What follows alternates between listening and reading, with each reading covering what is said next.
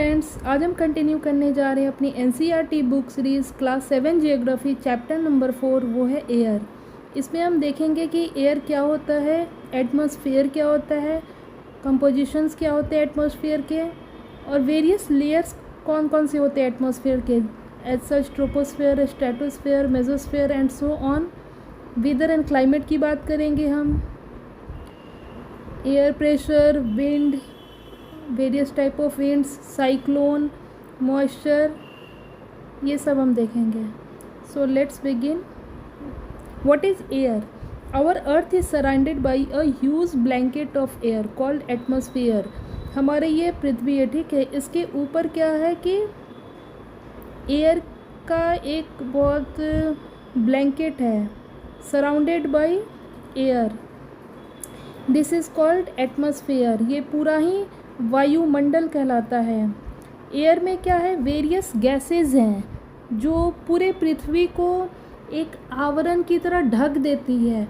इससे बहुत सारी चीज़ें होती हैं, जैसे हम ब्रीथ कर रहे हैं, इनहेल कर रहे हैं या एक्सहेल कर रहे हैं, ये सब एयर की वजह से हो रहा है, ठीक है। एयर ना रहे तो we can't survive, we can't live.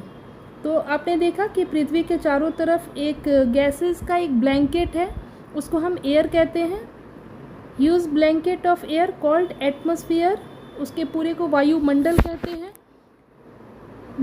ये क्या है, सर्वाइवल के लिए बहुत ज़रूरी है, ना हो तो सर्वाइवल बहुत ही मुश्किल या फिर इम्पॉसिबल आप लोग कह लो। एयर वी ब्रीथ, एटमॉस्फेयर ही है जो वो एयर देता है ताकि हम ब्रीथ करते हैं, इनहेल करते हैं, एक्सहेल करते हैं। Protect us from the harmful effects of the sun rays. Ozone एक लेयर आती है, आगे हम देखेंगे, वो सन के अल्ट्रा वायलेट रेज से बचाती है, हमें बचाती है, नहीं तो हम मर जाते हैं। वी गेट फ्रोज़न, अगर ये एटमॉस्फेयर ना रहे तो हम फ्रोज़न हो जाएंगे ड्यूरिंग नाइट। ये क्या है, हीट एब्जॉर्ब करती है। आगे हम सब देखेंगे। ये देखिए composition of the atmosphere. Atmosphere के कंपोजिशंस क्या क्या होते हैं, इसमें 78% तो नाइट्रोजन होता है और ऑक्सीजन होता है 21%। 99% नाइट्रोजन और ऑक्सीजन मिला के होते हैं। बाकी carbon dioxide 0.03%, argon 0.93%, all others like helium, argon, hydrogen, ये सब क्या है, ये सब ऑल अदर्स गैसेस में आते हैं। लेकिन सबसे ज़्यादा कॉन्स्टिट्यूएंट क्या करता है, नाइट्रोजन, जो है 78%, ऑक्सीजन 21%। इन दोनों में देखिए ऑक्सीजन क्या है, बर्निंग गैस है। कहीं पे अगर आग लगानी हो, ठीक है, तो आग लगाने के लिए बिना ऑक्सीजन पॉसिबल नहीं है। वहीं नाइट्रोजन क्या है, नाइट्रोजन जहाँ आग लगी हो उसको बुझाने के लिए नाइट्रोजन यूज़फुल होता है। तो कार्बन डाइऑक्साइड, नाइट्रोजन समझ में आ रहा है, मिक्सचर ऑफ गैसेस है। अब ये देखिए, nitrogen is the most plentiful gas. हमने देखा 78% गैसेस है नाइट्रोजन में। We take some amount of nitrogen into our lungs and exhale, जो हम इनहेल करते हैं उसमें बहुत सारे गैसेस होते हैं, लेकिन नाइट्रोजन को हम एक्सहेल कर देते हैं। बट नाइट्रोजन क्या करता है, plants need nitrogen for their survival. Nitrogen plants में के लिए बहुत ज़रूरी होता है। वहाँ नाइट्रोजन फिक्सेशन आपने सुना होगा, राइजोबियम जो कीटाणु होते हैं वो उसको नाइट्रोजन फिक्स करते हैं, और ताकि नाइट्रोजन एटमॉस्फेयर से लेकर अमोनिया में चेंज करते हैं, नाइट्रोजन फिक्सेट करते हैं ताकि प्लांट्स उसे ले लें और फिर प्लांट्स की सर्वाइवल हो सके, प्लांट सर्वाइव कर सके। Oxygen, oxygen is the second most plentiful gas. हमने देखा था 21% क्या है, ऑक्सीजन है, 78% तो नाइट्रोजन है, लेकिन ऑक्सीजन 21% है। Human and animals take oxygen from the air. Human और एनिमल्स क्या करते हैं, ऑक्सीजन को इनहेल करते हैं और कार्बन डाइऑक्साइड एक्सहेल करते हैं। इसके जस्ट अपोजिट में प्लांट्स होते हैं, लाइक ये है ह्यूमन और ये है प्लांट्स। ऑक्सीजन हम कार्बन डाइऑक्साइड एक्सहेल करते हैं तो ये कार्बन डाइऑक्साइड लेते हैं, और ये ऑक्सीजन एक्सहेल करते हैं तो हम ऑक्सीजन इनहेल करते हैं। प्लांट्स और ह्यूमंस ऑपोजिट काम करते हैं, इसीलिए बैलेंस बनाने के लिए प्लांट और एनिमल्स के लिए क्या चाहिए, एनिमल्स और ह्यूमंस के लिए क्या चाहिए, हमें प्लांट्स चाहिए। They breathe oxygen from the air as they breathe. Green plants produce oxygen during photosynthesis. Photosynthesis की क्रिया प्लांट्स में चलती है जिसमें वो क्या करते हैं, कार्बन डाइऑक्साइड को इनहेल करते हैं और ऑक्सीजन को एक्सहेल करते हैं। रिमेन्स कांस्टेंट, यही दोनों में बैलेंस बनाने के लिए क्या चाहिए, जितने ह्यूमंस और एनिमल्स चाहिए उतने ही प्लांट्स चाहिए। बट हम क्या कर रहे हैं, कट ट्रीज कर रहे हैं, जिससे क्या हो रहा है, ये बैलेंस गेट्स डिस्टर्ब, ये बैलेंस गड़बड़ हो रहा है। ऑक्सीजन को मेंटेन करने के लिए प्लांट्स बहुत ही ज़रूरी है। Carbon dioxide is another important gas, 0.03% हमने देखा था। Green plants use carbon dioxide to make their food. जो फोटोसिंथेसिस की क्रिया में ऑक्सीजन वो एक्सहेल करते हैं, वही वो प्लांट्स अपने जो भी अपने फूड्स को क्रिएट करने के लिए क्या करते हैं, कार्बन डाइऑक्साइड को इनहेल करते हैं। ह्यूमंस और एनिमल्स रिलीज कार्बन डाइऑक्साइड, हम ह्यूमंस क्या करते हैं, कार्बन डाइऑक्साइड को एक्सहेल करते हैं। सीम्स टू बी इक्वल, वही जो बैलेंस के ऊपर की बात की गई थी कि बैलेंस बना रहेगा, तब ह्यूमंस और प्लांट्स में एक बैलेंस बना रहेगा तो कार्बन डाइऑक्साइड और ऑक्सीजन का भी लेवल बैलेंस रहेगा। बट अनफॉर्चुनेटली पीपल क्या कर रहे हैं, burning of fuels, coal and oil, इससे क्या हो रहा है, कार्बन डाइऑक्साइड की मात्रा बहुत ज़्यादा बढ़ रही है इन्वायरमेंट में, एटमॉस्फेयर में, और ऑक्सीजन का लेवल बहुत ही कम हो रहा है। हम लोग आप एक चीज़ से जानिए कि अमेज़न फॉरेस्ट को क्या कहता है, साउथ अमेरिका का लंग्स ऑफ द अर्थ, वो कार्बन डाइऑक्साइड को बहुत ही ज़्यादा इनहेल करता है और ऑक्सीजन को एक्सहेल करता है, इसीलिए अमेज़न रेन फॉरेस्ट को अर्थ का लंग्स कहा गया है। कार्बन डाइऑक्साइड की वजह से ग्लोबल वार्मिंग भी बढ़ रही है। कार्बन डाइऑक्साइड की एक और खूबी होती है, कार्बन डाइऑक्साइड क्या करता है, ग्रीन हाउस इफेक्ट क्रिएट करता है। सपोज करिए ये अर्थ है, ठीक है, यहाँ पर सन की रेज आती है, ठीक है, और यहाँ एक ब्लैंकेट है जो एटमॉस्फेयर का ब्लैंकेट है, यहाँ कार्बन डाइऑक्साइड आने तो देता है इसको, बट यहाँ जाने से इसको ट्रैप कर लेता है। ये कार्बन डाइऑक्साइड कर रहा है, कार्बन डाइऑक्साइड क्या कर रहा है कि हीट को, सन के हीट को यहाँ ट्रैप कर लेता है। आया यहाँ, परिवर्तित हुआ, परिवर्तित होते हुए इसकी कुछ मात्रा को या वेरियस मात्रा को ये एब्जॉर्ब कर लेता है, इसीलिए इसे ग्रीन हाउस इफेक्ट कहते हैं। ग्रीन हाउस इफेक्ट किससे होता है, कार्बन डाइऑक्साइड से, और ये बहुत ज़रूरी है। अगर ये ना रहे तो जो अर्थ है ना वो फ्रीज हो जाएगा, फ्रोज़न हो जाएगा, और लाइफ सर्वाइवल पॉसिबल हो ही नहीं पाएगा, इसीलिए ग्रीन हाउस इफेक्ट बहुत ही ज़रूरी होता है। बट ग्लोबल वार्मिंग क्यों बहुत ज़्यादा हो जा रही है, क्योंकि कार्बन डाइऑक्साइड बहुत ज़्यादा हो गया और ऑक्सीजन की मात्रा कम होती जा रही है। वही burning of fuels, cutting trees and so on. Global warming, rise in temperature causes the snow and colder parts world to melt. अब देखिए, सपोज करिए कि अर्थ का ग्लोबल वार्मिंग हो रहा है, वेदर एंड क्लाइमेट आगे हम देखेंगे, क्लाइमेट चेंज, ग्लोबल वार्मिंग एक तरह से एक रेलिवेंट ही है, और ग्लोबल वार्मिंग की वजह से हमारे जितने ग्लेशियर्स हैं, जितनी आइस शीट्स हैं, वो क्या हो रही हैं, पिघल रही हैं। पिघलने की वजह से हमारा सी लेवल राइज हो रहा है।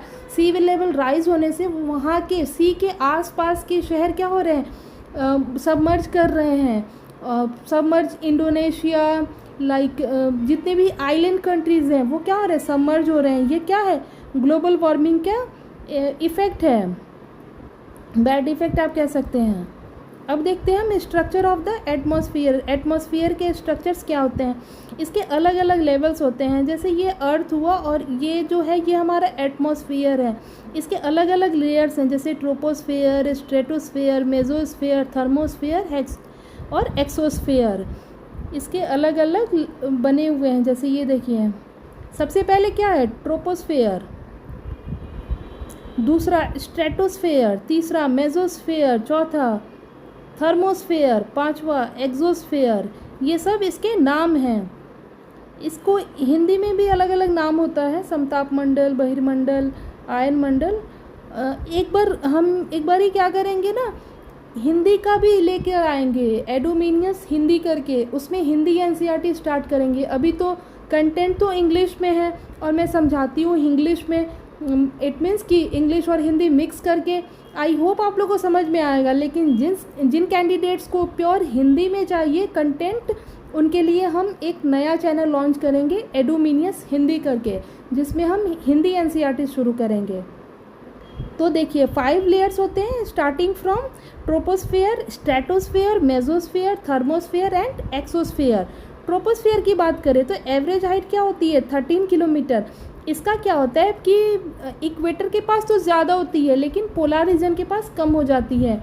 सपोज़ करिए पोलर रीजन के पास 8 से 10 किलोमीटर के पास है, तो इक्वेटर के पास 10 से 12 किलोमीटर की होती है, या फिर उसको आप एवरेज माने तो 13 किलोमीटर का रेंज माना जाता है।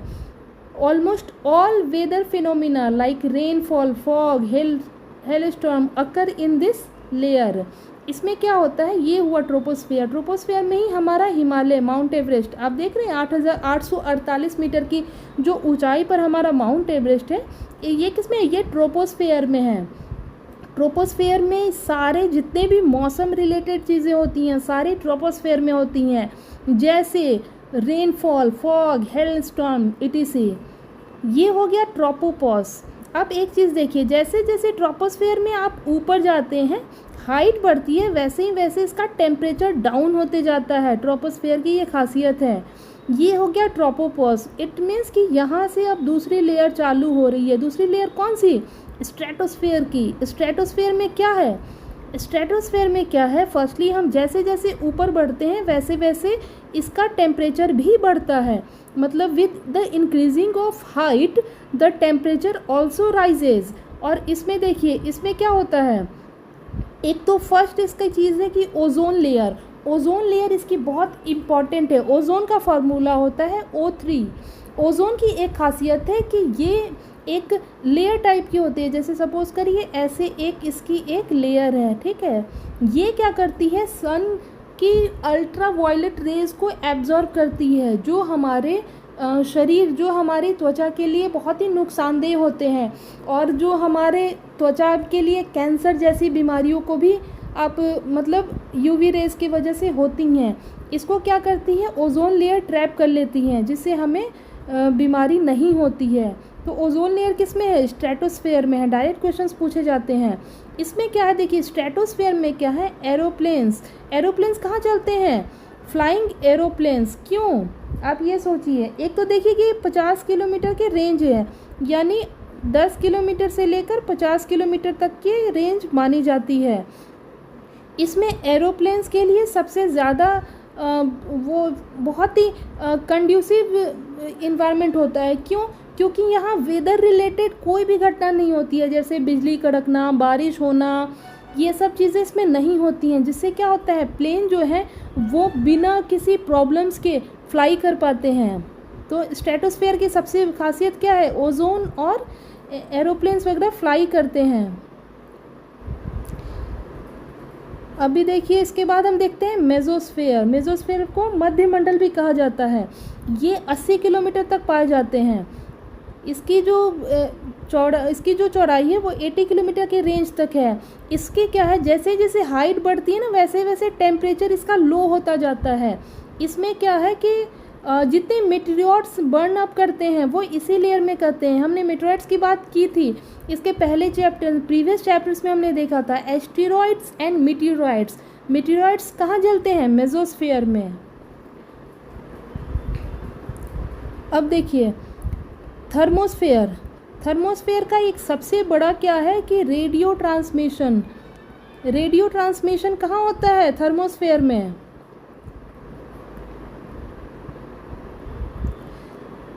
सपोज करिए ये अर्थ है, ठीक है। अर्थ से यहाँ हम बैठे हुए हैं अमेरिका में, और यहाँ हम बैठे हैं इंडिया में। यहाँ से अमेरिका से कोई भी रेडियो ट्रांसमिशन दिया गया, ठीक है। सैटेलाइट्स कहाँ उड़ रही हैं, थर्मोस्फेयर में, ये कैप्चर की, और यहाँ से फिर इसको वेव्स को ये वापस इधर भेजती हैं। आप आगे के चैप्टर्स में देखेंगे, साइंस एंड टेक्नोलॉजी में जब बात की जाएगी रॉकेट्स वगैरह की, वहाँ मैं इसके डिटेल्स में समझाऊंगी कि कैसे सैटेलाइट्स वर्क करते हैं। बट सपोज करिए यहाँ से ट्रांसमिट किया गया, रेडियो ट्रांसमिशन यहाँ गया, और यहाँ से फिर रिवर्स सपोज करिए इंडिया में आया, ठीक है। तो ये किस में हो रहा है, ये थर्मोस्फेयर में हो रहा है। रेडियो ट्रांसमिशन के लिए बहुत ही हेल्पफुल होता है थर्मोस्फियर।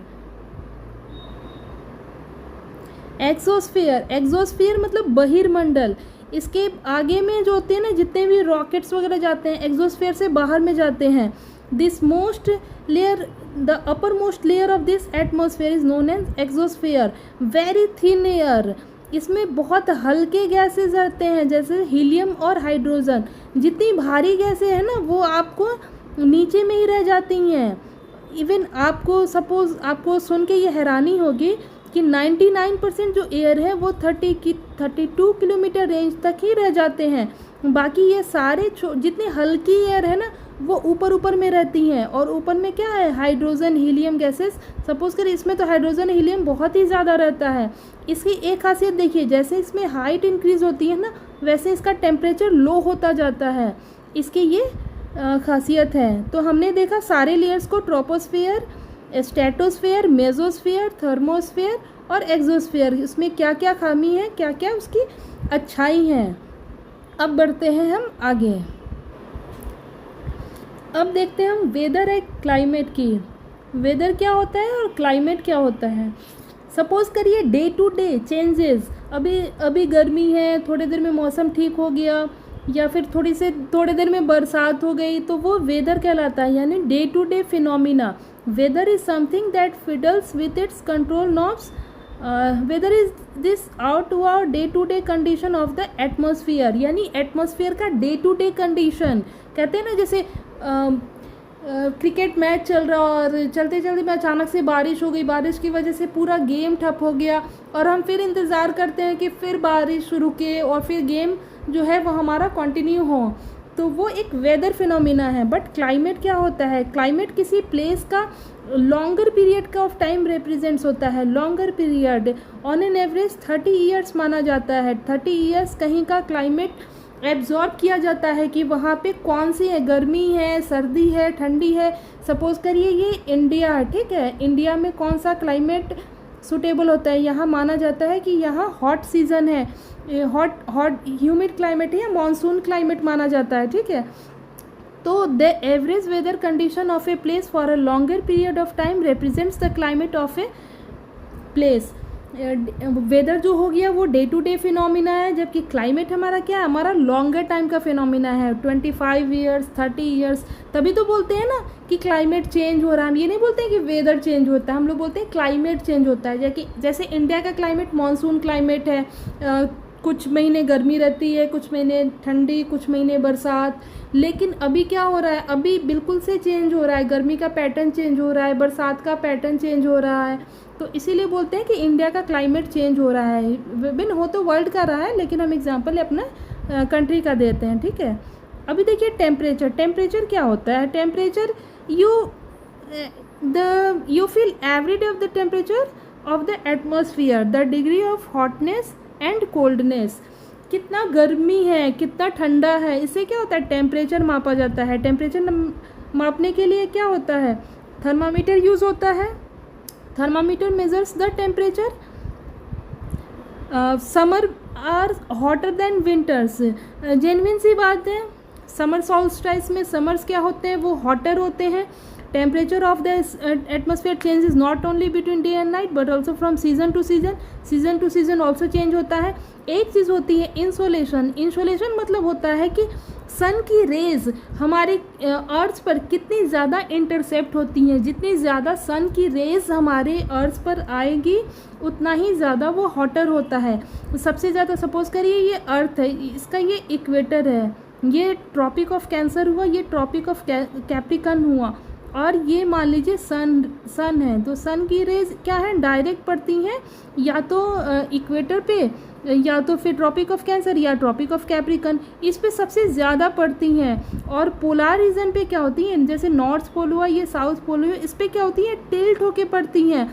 टिल्ट होके पड़ने से क्या होता है, नॉर्थ पोल और साउथ पोल ये बहुत ज़्यादा गर्म नहीं होता है, ये इसीलिए तो ये बहुत फ्रीजिंग होता है। और ये जो एरिया है ये सबसे ज़्यादा सन इंसोलेशन गॉट करता है, चाहे वो समर सॉल्स्टाइल्स हो चाहे वो विंटर सॉल्स्टाइल्स हो। सबसे ज़्यादा इंसोलेशन इसी एरिया में मिलता है। एक चीज़ देख लीजिए, बैरोमीटर क्या होता है कि एटमॉस्फेरिक प्रेशर हम आगे देखेंगे। रेन गॉस को मेजर्स करने के लिए क्या है, रेनफॉल को मेज़र करने के लिए रेन गॉस यूज़ होता है। डायरेक्शन ऑफ विंड के डायरेक्शन को करने के लिए विंड वेन होता है, और एटमॉस्फेरिक प्रेशर को मेज़र करने के लिए बैरोमीटर होता है, और टेम्परेचर के लिए थर्मोमीटर होता है। ये तो जेन्युइन सी है कॉन्सेप्ट, बहुत मुश्किल नहीं है। आगे देखिए, the amount of insolation decreases from equator towards the poles. हमने अभी देखा था पोल्स के अराउंड कम इंसोलेशन होता है, जिसकी वजह से वो फ्रीजिंग होता है। और ये चीज़ देख लीजिए कि जो भी हमारे सिटीज़ होते हैं ना, वो ज़्यादा हॉट होते हैं रैदर देन विलेज। सिटीज़ में क्या है, कॉन्क्रीट एरिया बहुत ज़्यादा होती है, मेटल्स इन बिल्डिंग्स होते हैं, एसफाल्ट ऑफ रोड्स होते हैं, वो gate heated up during the day, बहुत ज़्यादा हीट होते हैं और हीट ट्रैप भी हो जाता है। इसकी वजह से क्या हमारे सिटीज़ जो है वो बहुत गर्म होते हैं अगर कंपेयर किया जाए विलेजेस से। तो एयर प्रेशर एक बहुत अच्छा टर्म है। आपको ये पता होना चाहिए कि हमारे अर्थ पर एयर जो है, एयर का जो एक ब्लैंकेट है जो एटमॉस्फेयर कहलाता है, वो अर्थ पर एक प्रेशर एक्सर्ट करता है। उस प्रेशर से क्या होता है कि हम लोग लाइफ सरवाइव कर पाते हैं। हमारे जो अंदर में बॉडी में वेन्स हैं, जो ब्लड वेसल्स हैं ना, वो इस एटमॉस्फेरिक प्रेशर की वजह से ही नॉर्मल है। अगर ये एटमॉस्फेरिक प्रेशर यहाँ से हटा दिया जाए तो हमारी नसें जो हैं वो फट जाएंगी। हाँ, आपको सुन के ये आश्चर्य होगा, सच में ये हमारी नसें फट जाएंगी। आप जब स्पेस में जाते हैं, जैसे आप मून में गए, मून में क्या है कि वहाँ पर एयर प्रेशर नहीं है। Astronauts have to wear special the moon, there is no air pressure. Moon पर क्या है, एयर प्रेशर नहीं है। अगर हम मून पे गए और हमने स्पेशल सूट नहीं पहना तो वो क्या होगा कि हमारी ब्लड वेसल्स हैं वो बर्स्ट हो जाएंगी। उसको मैनेज करने के लिए हम लोगों को स्पेशल सूट पहनना पड़ता है स्पेस में, ठीक है। अगर नहीं रहे तो हमारी जो नसें हैं वो फट जाएंगी। The air is defined as the pressure exerted by the weight of air on the earth surface. ये हम लोगों ने देखा। This creates a low pressure in areas way temperature is high. इसको विंड में हम देख सकते हैं। आप ये समझिए कि in areas where temperature is high, the air gets heated and rises. This creates a low pressure area. Low pressure is associated with cloudy skies and wet weather. इसको आप ऐसे समझिए, विंड का एक कॉन्सेप्ट होता है। विंड का concept क्या होता है, एक हाई प्रेशर एरिया होता है और एक लो प्रेशर एरिया होता है। हाई प्रेशर एरिया का मतलब है, सपोज करिए कि ये अर्थ का एरिया है और ये भी अर्थ का एरिया है, ठीक है। हाई प्रेशर में विंड क्या है, विंड यहाँ सतह के पास है, ठीक है, नीचे में है, ज़मीन के पास। और लो प्रेशर एरिया का क्या है, ये बहुत एरिया हीट हो गया तो यहाँ से एयर क्या है, राइज हो गई, ऊपर चली गई। जैसे ही ये ऊपर चली गई ना, तो ये लो प्रेशर एरिया बन गया। लो प्रेशर एरिया बन गया तो हाई प्रेशर एरिया से विंड क्या होती हैं, इधर में आ जाती हैं। इधर में आने से क्या होता है कि यहाँ पे विंड कहलाता है। जैसे blow of air is called wind. Air जो है हमेशा ही अवेलेबल है, लेकिन जो ब्लोइंग ऑफ एयर है वो विंड कहलाता है। तो यहाँ एयर तो था, हाई प्रेशर में था, और यहाँ लो प्रेशर इसलिए बन गया क्योंकि ये जो है ना प्लेस गर्म हो गया, बहुत ज़्यादा गर्म। जैसे ही गर्म हुआ तो एयर ऊपर राइज करके चली गई। जब ऊपर राइज करके गई तो यहाँ से एयर ब्लो करके इधर में आ गया। इसीलिए बोला जाता है the blowing of air from high pressure area to low pressure area. ये सारा विंड का कॉन्सेप्ट है। विंड इसी से ही होता है, हवा बहती है इसी के कारण ही बहती है। आप ये समझिए, in areas where temperature is high the air gets heated and rises, this creates a low pressure area. बहुत ज़्यादा जब गर्मी होती है तो आपको लगता होगा कि फिर हवा चलने लगी, फिर बारिश होने लगी। ये सब उसी का रीज़न है, क्योंकि ये लो प्रेशर एरिया बन जाता है। In areas having lower temperature there air is cold. जहाँ पे ठंडी जलवायु है, यहाँ जहाँ पे ठंड बहुत ज़्यादा है, वहाँ क्या है, एयर इज़ कोल्ड है। और एयर इज़ कोल्ड है तो वो हाई प्रेशर जोन हो जाता है, हाई प्रेशर एरिया कहलाता है। वहाँ पर क्या होती हैं, स्काई जो होती हैं वो स्काई सनी स्काईज होती हैं, with clear and sunny skies होती हैं। विंड की बात करें, the movement of air from high pressure area to low pressure area is called wind. अभी हमने देखा था कि कैसे लो प्रेशर एरिया बना, वहाँ से हाई प्रेशर एरिया से एयर का मूवमेंट जो हुआ वो विंड कहलाया। Sometimes when the wind blows gently, blowing away smoke or dust, at times you can be strong that you have expect this is not easy to hold umbrella। इसको देखते हैं, 3 तरह की विंड्स होते हैं, एक परमानेंट विंड्स, दूसरा seasonal winds और तीसरा लोकल विंड्स। विंड्स का आपने कॉन्सेप्ट तो समझा ही था कि विंड्स कैसे high pressure to low pressure area generate होती हैं। सब देखिए, ये हमारा अर्थ है और ये क्या इक्वेटर हुआ, ये ट्रॉपिक ऑफ कैंसर हुआ, ये ट्रॉपिक ऑफ कैप्रिकन, ये ट्रॉपिक ऑफ कैप्रिकन है, ठीक है। अब देखिए ये जो है ये आपका साउथ पोल हो गया, ये आपका नॉर्थ पोल हो गया। ये देखिए ये हाई प्रेशर जोन है, क्यों? क्योंकि फ्रीजिंग है, और ये लो प्रेशर है, इक्वेटोरियल लो प्रेशर, इसको डोल्ड्रम्स भी कहा जाता है। फिर ये हाई प्रेशर जोन है, ये हाई प्रेशर ये लो प्रेशर जोन है, ये हाई प्रेशर जोन है, और ये सब पोलर लो प्रेशर जोन है। अलग अलग है, जैसे high low high low high low and high low, अलग अलग प्रेशर जोन्स हैं। हम देखते हैं सबसे पहले परमानेंट विंड्स की बात करते हैं। परमानेंट विंड्स क्या होती हैं? ये the trade winds westerlies and easterlies, ये तो फिक्स ही हैं, बहेंगी ही बहेंगी, ये किसी की नहीं सुनेंगी, ठीक है। ये देखिए ये जैसे ट्रेड विंड्स, ये जो ट्रेड विंड्स है ना ट्रॉपिक ऑफ कैप्रिकन की तरफ, इक्वेटर की तरफ जा रही हैं, ये ट्रेड विंड्स कहला रही हैं। ये वेस्टर्लीज है, ये वेस्टर्लीज, ये देखिए ये ईस्टर्लीज हैं, ईस्टर्लीज हैं। ये सब क्या है? परमानेंट विंड्स कहलाती हैं। These blow constantly through out the year in a particular direction, ये तो पर्टिकुलर डायरेक्शन में बहेंगी ही बहेंगी, चाहे कुछ भी हो जाए। सीजनल विंड्स क्या होता है? Example monsoons in India. हम जानते हैं कि साल में एक बार जून में जुलाई में हमारे क्या होते हैं? मानसून आते हैं। जैसे ये इंडिया है और ये इंडिया का साउथ वेस्ट पोर्शन है, यहाँ से क्या होता है? मानसून आता है। मानसून क्या है? विंड्स के डायरेक्शन का चेंजिंग ही मानसून है। आगे हम जैसे ही चैप्टर में बढ़ेंगे तब समझ में आएगा कि मानसून कैसे आता है और क्यों आता है, और यही इसका डायरेक्शन है, इधर से ही आता है मानसून। तो ये क्या? ये एक सीजनल विंड्स है।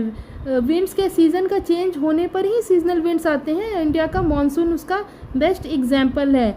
लोकल विंड्स हमारे आसपास के ब्रिज को आप देखेंगे, जैसे लैंड ब्रिज और सी ब्रिज।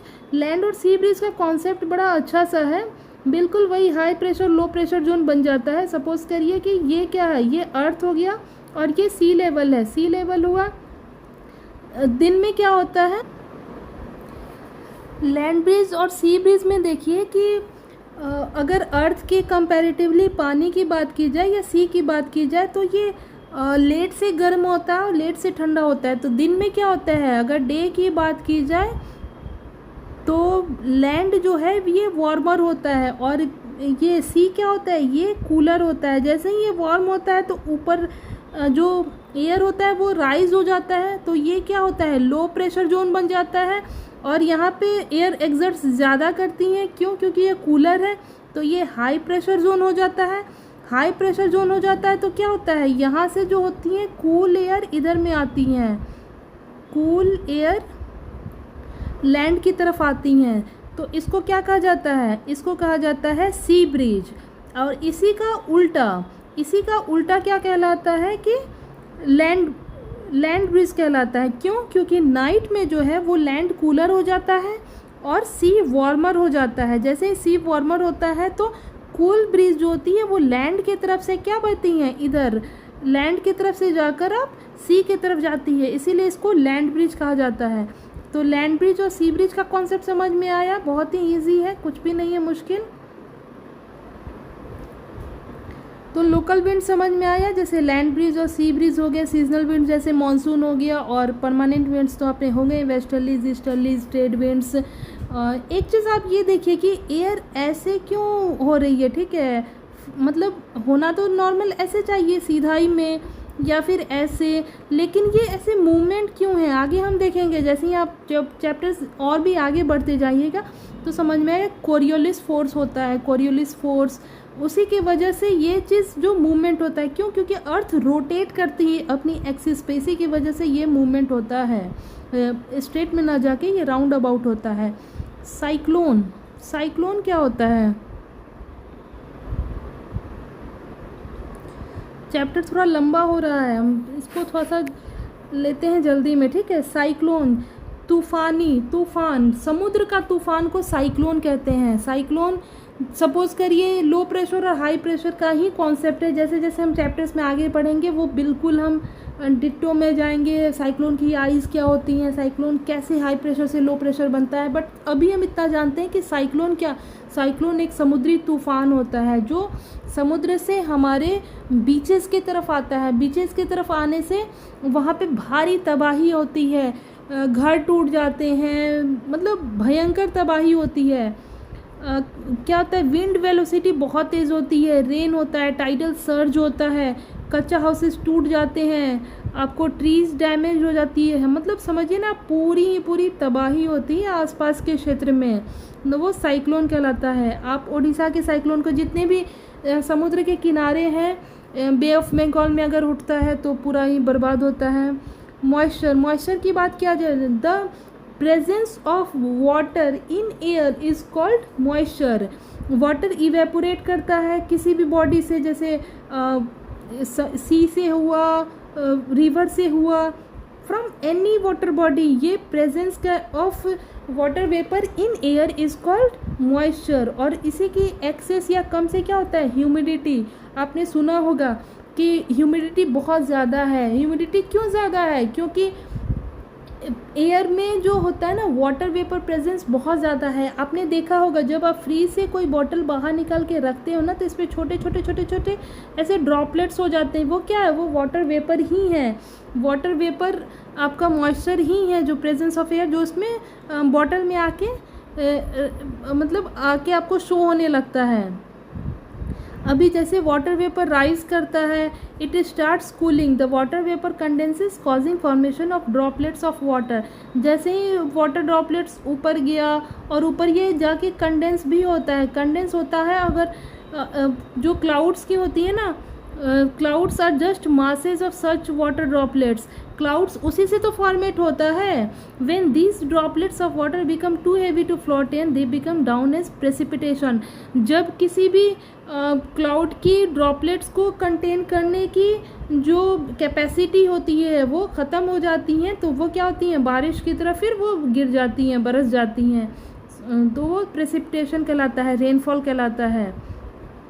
ये साइक्लोनिक रेनफॉल है। जैसे ये साइक्लोन वार्म एयर ऊपर गया और ये क्लाउड्स बन गए और फिर ये प्रेसिपिटेट हो गया, बारिश हो गई। कोल्ड एयर इधर से आया, वार्म एयर इधर से है। अभी ये मतलब उसको क्या होते हैं, बिल्कुल अब कैपेसिटी नहीं बची होती है। रिलीफ या ऑर्गेनिक रेनफॉल कैसे हुआ? जैसे क्लाउड्स के बीच में क्या हो गया कि कोई भी रिलीफ आ गई, पहाड़ आ गया तो ये से टकरा गया तो फिर ये प्रेसिपिटेट हो गया मॉइस्ट एयर होके। और ऐसी बात कीजिए कन्वेक्शनल रेनफॉल, बिल्कुल यहाँ से आप वार्म एयर ऊपर जाता है और ऊपर में फिर वही एक क्लाउड है, कंडेंस होके फिर ये प्रेसिपिटेट कर जाता है। Precipitate that comes down to earth in liquid form is called rain. Liquid form में अगर गिरा तो रेन है, और आइस फॉर्म में गिरता है तो आइस फॉर्म में गिरा तो उसे स्नो कहते हैं। ठीक है, हमने 3 तरह के रेनफॉल देखे, organic, convectional and cyclonic. So rainfall is very important for survival of plants, animals. It brings fresh water to earth's surface. Water scarcity का वो ख़त्म होता है अगर बारिश अच्छी होती है तो, और बारिश कम होती है तो कृषि के लिए भी ख़राब होता है, और एनिमल्स एंड प्लांट्स, एनिमल्स और ह्यूमंस के लिए भी नुकसानदेह होता है। So it's all about chapter number 4 air. आपको कोई भी कन्फ्यूज़न हो, please do comment, please do write to us, and please like, share and comment as possible. Thank you so much. Thank you.